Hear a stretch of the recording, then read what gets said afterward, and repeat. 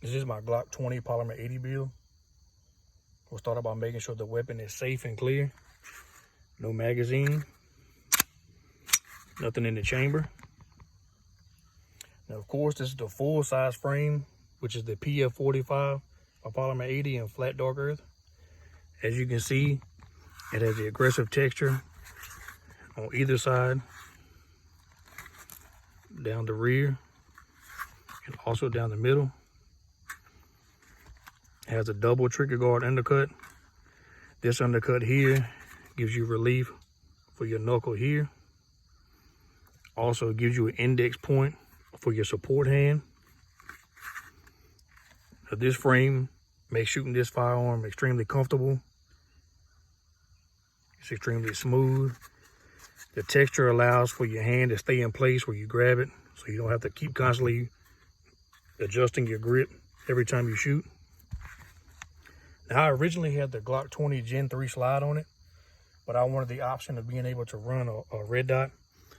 So I purchased this slide from Rock Slide USA.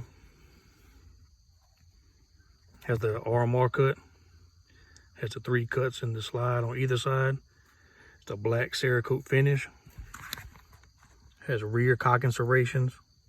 About 2/3 of the way down, you'll have this cut here that runs all the way to the end of the slide. End of the slide is kind of squared off. It's not too bad.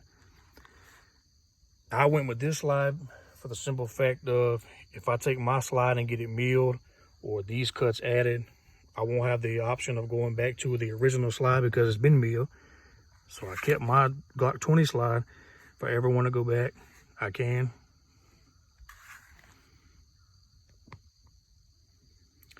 This is my O light. Believe it's 1,000 lumen light. It's the non-rechargeable model. Sticks out a little bit past the barrel in this frame. Has the one little clasp here, so it's quick disconnect. A lot of people don't like O light, but for the money, and it does what it's supposed to for me.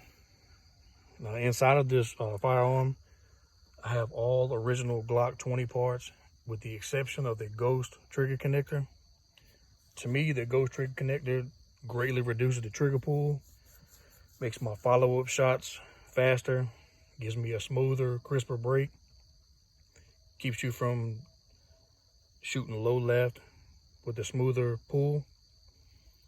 It greatly reduced the trigger pull. Again, we're clear.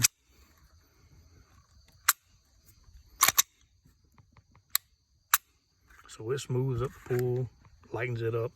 It's just 100 times better than the factory connector. Of course, the Glock 20 comes with a 15-round magazine. I have added a +2 base plate, which was off an extended magazine that I acquired when I purchased this firearm in the original configuration. This brings the total to 17 + 1. That's what it looks like at the 17 + 1 configuration. This weapon does have a lot of weight on it. You definitely know you have something in your hands.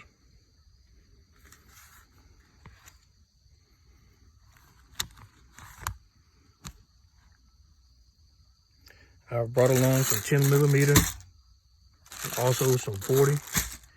We're gonna take a couple shots and see how it does. See how this frame is, and with the new slide, with the red dot.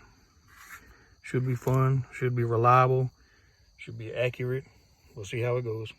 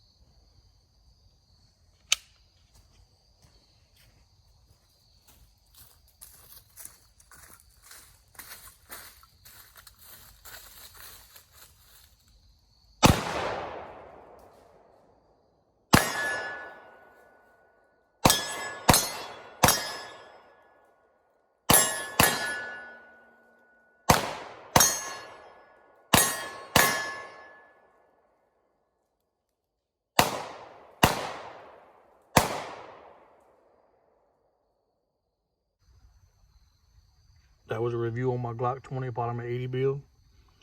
Shot a paint can, shot some 10mm, some 40 caliber. I did have one 10mm round that just didn't go off, had a nice primer strike on it. We'll just chalk that up to a defective round. But all in all, I'm happy with this firearm. All the modifications I have, the polymer 80 frame, the red dot, the suppressor height sight, all makes for a nice, reliable, accurate shooter. We'll continue adding things to it and see what we can do with it.